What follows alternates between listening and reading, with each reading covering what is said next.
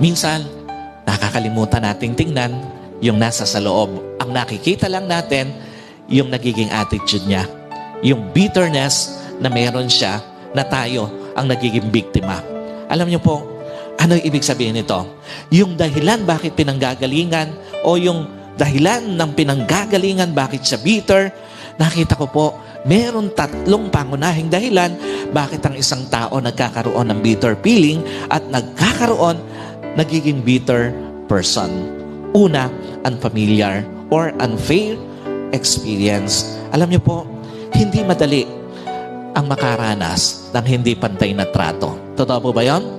Isa sa mga pinanggagalingan, bakit may mga tao nagiging bitter sila sa kanilang buhay?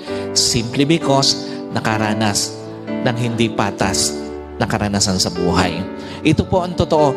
Kahit saan paggaling ang hindi pantay na pagtrato na karanasan, nagbibit-bit pa rin ito ng sakit sa loob ng pamilya. Ito man ay galing sa trabaho, ito man ay galing sa school, at lalong-lalo na kung ito ay galing sa pamilya.